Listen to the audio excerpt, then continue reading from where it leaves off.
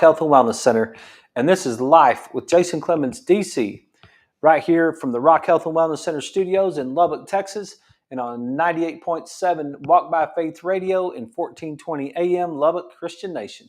Just like always, every night from 6 to 7, Monday through Friday, so it's not every night, Monday through Friday, 6 to 7, we try to come to you and talk to you about health and wellness, give you information that might make your life better. That's my only goal for this whole thing, is to see if we could give you as much information as possible to make your life better. And that's what we do each night from 6 to 7. So I want to say thank you to the people that listen to the show and the feedback that we've been getting. Thanks for the text that you guys send in.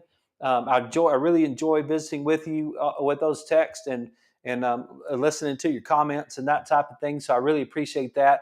If you guys want to text us tonight, it's 806-794-0400. And just to be very clear, because I did have a little bit of confusion about that this week, is that is also our office phone number. It's the office to the Rock Health and Wellness Centers. So 806-794-0400 is our office number. So if you want to make an appointment with us, I know one of my guys, he made that was listening to the show. He said, "Hey, I listened to you, but I wasn't exactly sure how to get a hold of your office or where you were." We're at the Rock Health and Wellness Center. We're at 6102 82nd Street. We're in the corner, if you guys are familiar with Lubbock, we're on the corner of 82nd and Iola in the Stonecrest Office Park. We're in here with Wentz Orthodontics and Scott Dentistry and Behavioral Innovations and Lubbock Urology, and there's a whole bunch of us. Long Hairs, I don't know what it's called now, West Texas Dermatology or something, just changed their name. So this is the office complex that we're in. And if there's anything we could do to help you, if you want to make an appointment with us, holler. That's not what the show's necessarily about. So, but just thought I would straighten that out. So 806-794-0400 is our number. Or you can send us a message on Facebook, YouTube, or X, and we'll get them. So, hey, tonight we're finally going to talk about it. We put it off for the last two nights if you guys missed the shows this week, I think they were pretty good. I think last night's show was very informative and really got into talking about the microbiome a little bit and the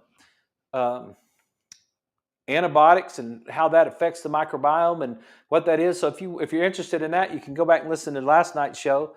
And then there was several things that we talked about on Monday night's show. So if you missed them, go back and listen to them. Tonight, we're going to talk about carpal tunnel. And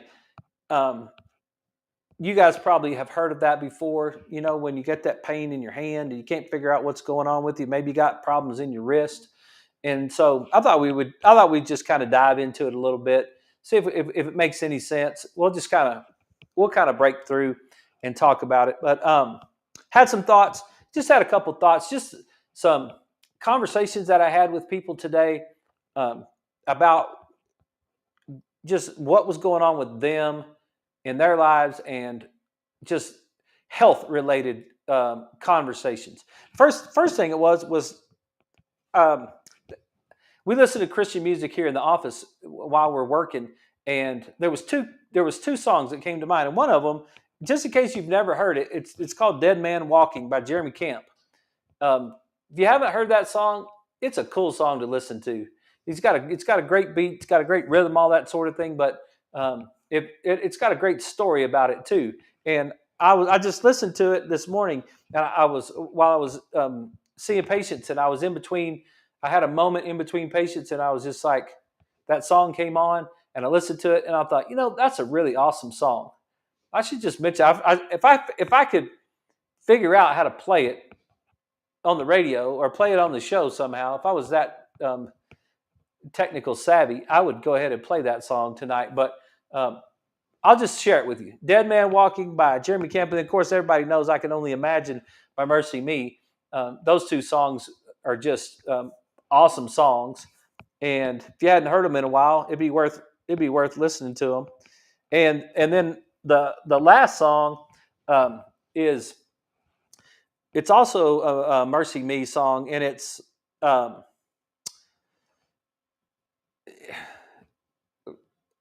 I think it's called Word of God Speak. Let me see. Let me pull it up right here. Um, if I can find it, because it was.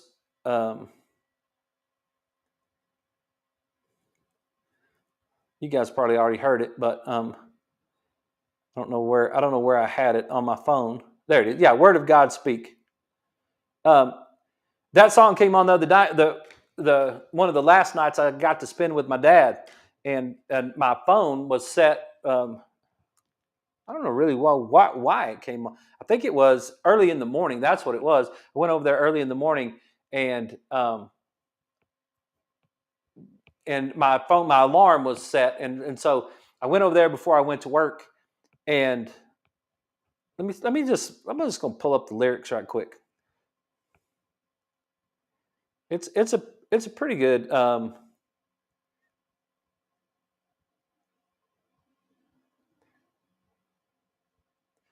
It's worth looking up. Let me see if I can find it right here. Just it's Word of God Speak lyrics. It says, "I'm finding myself at a loss for words, and the funny thing is, it's okay. The last thing I need is to be heard, but to hear what you would say." And that was a big moment right there. You know that sometimes in life, I know this is crazy coming from a guy that does a radio show 5 nights a week, but sometimes in life, you just don't have the words to say what it is that you want to say. And you just have to be quiet, and you just have to let God speak for you. You just have to let His words come through and just say whatever it is that you need to hear. And that was just a cool song. If you haven't never heard it, it's called Word of God Speak. It's my alarm that wakes me up in the morning.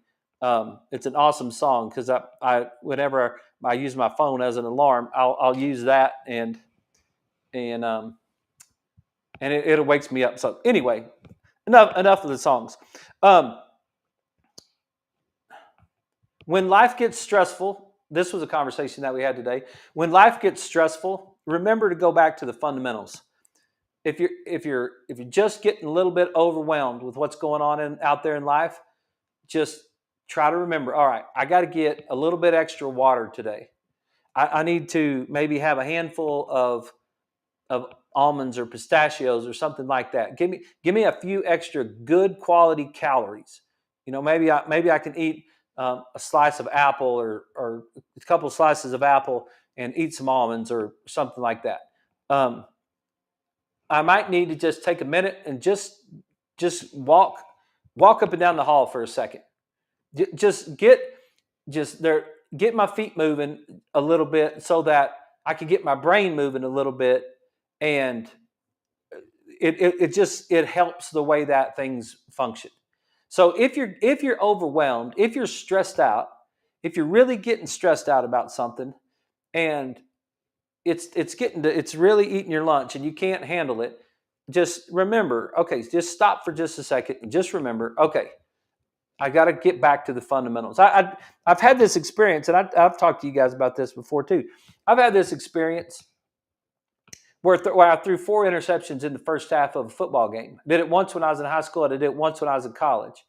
And luckily, I didn't get benched either time. But when that happens, when you're the quarterback of the football team and you throw 4 interceptions in a half, it is really tough.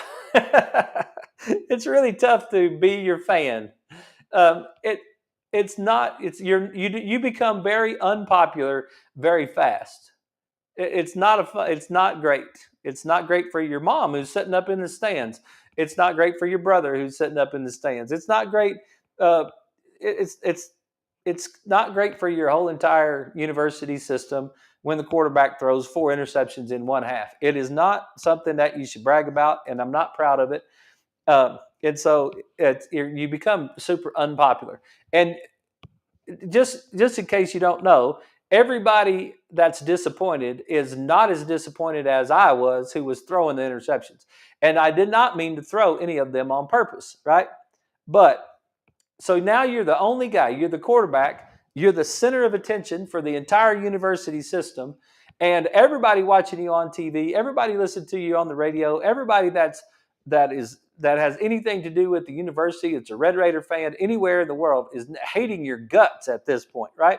So you've got lots of negative energy flowing around in the world, and things are not going your way, and your teammates are looking at you funny, and your coaches are screaming at you, and things are bad, right? So what did I do? Did I freak out? Did I go in the tank? Did I throw in the towel? No, none of those things. I went in at halftime. I took off my shoulder pads. I got me a new shirt, new undershirt on, kind of just got refreshed a little bit, just sat down and got back in the third quarter and just went back to fundamentals. We just went back. We ran the ball. I think I threw 2 passes in that college game in the third quarter. And then threw 205 yards and 3 touchdowns in the fourth quarter. You got time. You got time to recover. You got time to get back on your feet. You got time. And even though it seems like you're not going to make it through this one, even though it seems like it's just chaos, it's the end of school, you're trying to get the kids everywhere, you're teaching, it's the end of the school year, like whatever, your business isn't flowing like you wish it would, your marriage is not going like it's supposed to, well, whatever your thing is, and you're just, one of my ladies is taking care of her brother died, her husband is sick, and her daughter's sick. It's like, goodness sake, she's got a lot on her plate, right? And what did we talk about? We just talked about getting back to the fundamentals. Just get back to, look, what are the things I can control? And just remember that your brain is using a lot of your calories. And so if your brain is getting overwhelmed, then it's really easy for you to get overwhelmed. And so get you some extra water. Make sure you're hydrated. Make sure that you can get you a few extra calories, good quality calories, not Snickers bars and muffins. That's not the way to go. You want something that's good quality calories, some good fats, some protein if you can get it. Eat some eggs, whatever. Eat some meat, something that's good. And just a little bit, just a few of those things, and then just keep your feet moving. Keep your feet moving. Take a breath in, and you're going to just keep moving forward. Keep moving forward, handle your business, and just do the best you can, and I just think that'll help. I just went back to fundamentals on both of those games where I threw those interceptions. I didn't give up on myself. I didn't quit.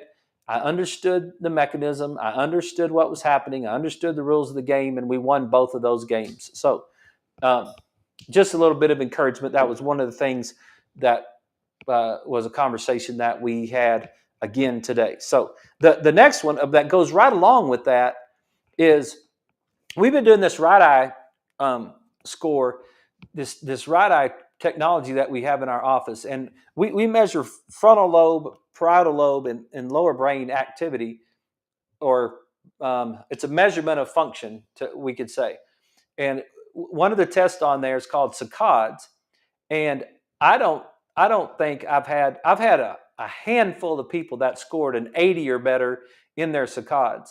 And I know you don't know what that means, but it's not common. It's not very common at all to get a score higher than 80 or 85. And I had a guy in here today that's 76 years old, that is super fit, that works out 6 days a week. He does weightlifting 3 days. He runs 3 days. He's been doing this for 40 years, 50 years, whatever. He does 250 push-ups, 250 sit-ups and 100 push-ups, and does the little the roller. And he does that every other day. And he's just built, stout guy. And came in today, and he scored I think he scored a 97 on saccades. Like, he scored 100 on fixations and a 97 on saccades. Let me see if I can actually find. I was just looking at I might actually have.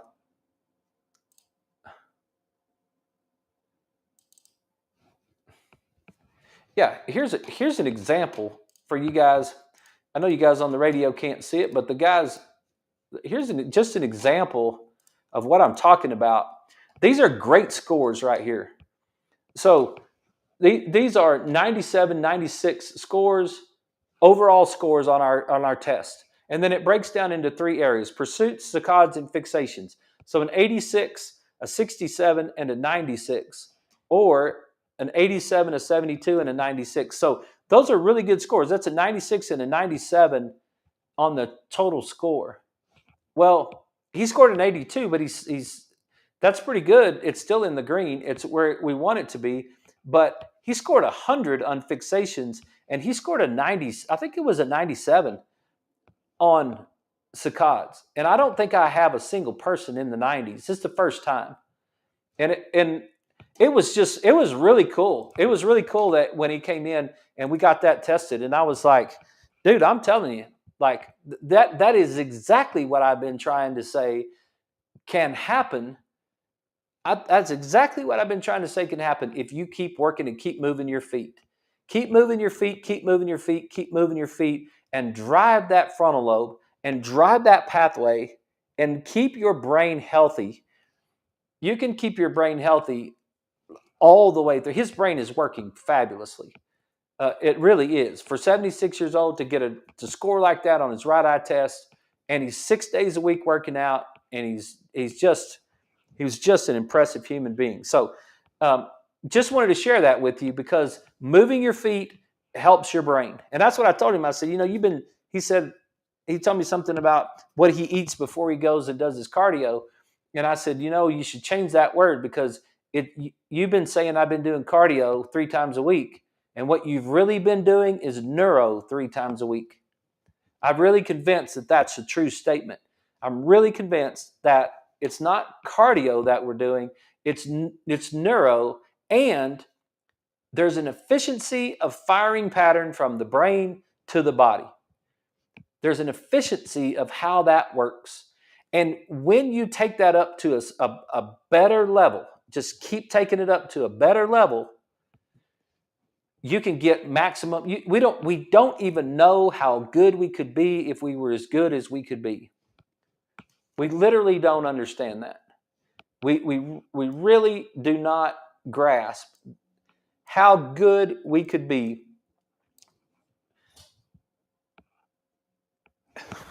if we were as good as we could be. And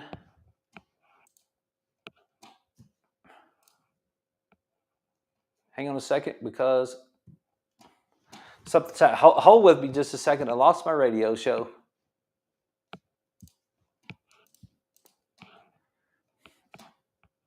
I don't know what's happening. Just a second. Just 1 second.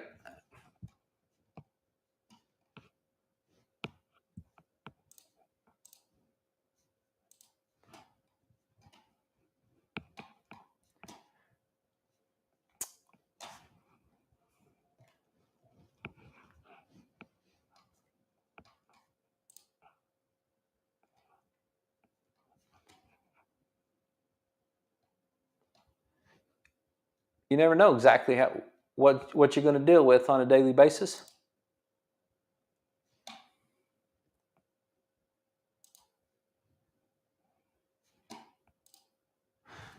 Okay, sorry about that, y'all. I don't know what happened. We got kicked off the air. We lost that, but it looks like we're back. So I really apologize for you guys on the radio missing that. I think we started okay, but something happened somewhere along the way, and all of a sudden I looked up and I wasn't connected anymore. So I believe we're connected now. Just make sure. Yeah. So I'm sorry about that. So let's get into the show. Enough of all that talking. Plus, you guys that you've been on the radio, you've missed all that information that we were sharing. So I wanted to get to carpal tunnel tonight. So let's just get into it. And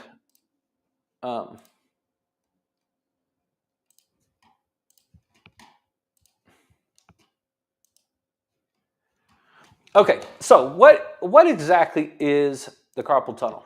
That's one of the things that let's just start off with something that's as simple as we can get it, so that we kind of understand we understand what's going on. So all right, so you've got and I actually, when I was at chiropractic school, I actually stayed in the gross anatomy lab, and stayed in there for quite some time and broke down the carpal tunnel. And there's some things about it that I found really fascinating. First of all, right across your wrist. So if you look at your palm, the palm of your hand, and the palm's looking right back at you, and you were just to run your hand down past the end of your hand, your other hand, run it down the past your hand where you touch your hand on your wrist, you have got a piece of cartilage that's almost as thick. It's almost as thick right there um, as a piece of duct tape. Like, it is really, really thick. That's right across the inside of your wrist. It's very tight, and it's not stretchy at all. It doesn't have any give in it. And then underneath there, you have what are called, you've got your wrist bones, and you've got 8 wrist bones, and they're stacked together.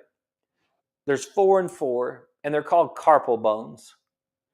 And that's the stacking of them makes them makes the way that they're kind of stacked in your wrist makes a little tunnel that kind of runs underneath of that thick cartilage, fascia, I guess is what it is. It's like that piece of duct tape that's on the inside of your wrist, and those bones are right up underneath there. There's a little tunnel that goes underneath there. There's an open space where blood supply and nerve supply runs up under. It's kind of a little bit close to. It's a little bit closer to the thumb side of your wrist, but you've got your arm bones. You got your radius and your ulna. Those are the 2 pieces, the bones that are in your arm, and then it's coming down, and you're stacking up those 8 bones, and there's a little tunnel that goes under there. So people say, "Well, I got carpal tunnel." What they really mean is I have carpal tunnel syndrome or carpal tunnel dysfunction. That's what I really got. So, hang on. Let me see if we're messed up again. Yeah. Okay. So what happens is anytime we get entrapment inside that nerve, so that nerve is trying to run underneath that real thick piece of tissue and in between those bones right there. And anytime you get swelling or anything that makes that start to expand, the problem is it's expanding up against that really thick fascia, and so it won't stretch. And so it kind of compresses down inside. And then you'll start to get pain, and you'll get the distribution of pain as it's going underneath all that. So I'll just, this is a Lancet Neurology article, carpal tunnel syndrome, clinical features, diagnosis, and management. And this was November 2016, volume 15, number 12, pages 1273 to 1284. And so this is a whole group of folks there. The study cites 113 references. So the key points: entrapment neuropathies are the most frequently mononeuropathies encountered in clinical practice. In these neuropathies, the nerve is damaged at sites where it passes through a narrow, restricted spaces. Although entrapment neuropathies affect only a small portion of the nerve, they can have substantial physical, physiological, and economic loss of earning consequences. So it's really hard to function when that wrist is not functioning, is trapping that nerve, and now you're getting that distribution of pain right there. And if you're a person that works with your hands and you get that entrapment syndrome going on, then it really does cause a lot of problems. Carpal tunnel syndrome is the most common peripheral nerve entrapment syndrome worldwide. I didn't know that. It is caused by compression of the median nerve at the wrist as it passes through the space-limited osteofibrous canal. Yeah, that's what I was trying to describe a while ago. This canal, known as the carpal tunnel, contains the wrist bones, transverse carpal ligament, median nerve, and digital flexor tendons. So you've got some tendons that are also running through there. And you can, if you guys are watching it on the social media, you can see right there where that area goes, the area of numbness or pain that you might have that is involved in the whole carpal tunnel, that median nerve coming up underneath there like that. Clinically, 1 in 10 people develop carpal tunnel syndrome at some point. The prevalence of carpal tunnel syndrome is similar in men and women. The highest prevalence is in women ages 65 to 74 years. There is a paucity of evidence about the best approach for assessment of carpal tunnel syndrome and to guide treatment decisions. Edema, tendon inflammation, hormonal changes, and manual activity can contribute to increased nerve compression and sometimes cause pain, as in the case of tendon inflammation. Those are those things. So swelling, inflammation, hormonal changes, that's an interesting one. That's kind of one that I didn't necessarily know.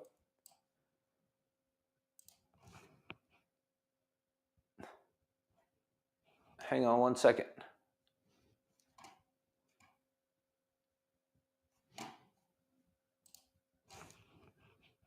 I'm not real sure if my radio audience is getting any of this show or not.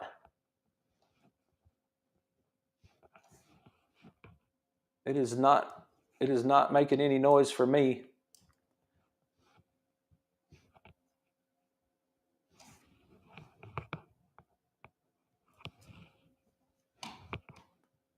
I don't even know if you guys on the social media are getting any of this.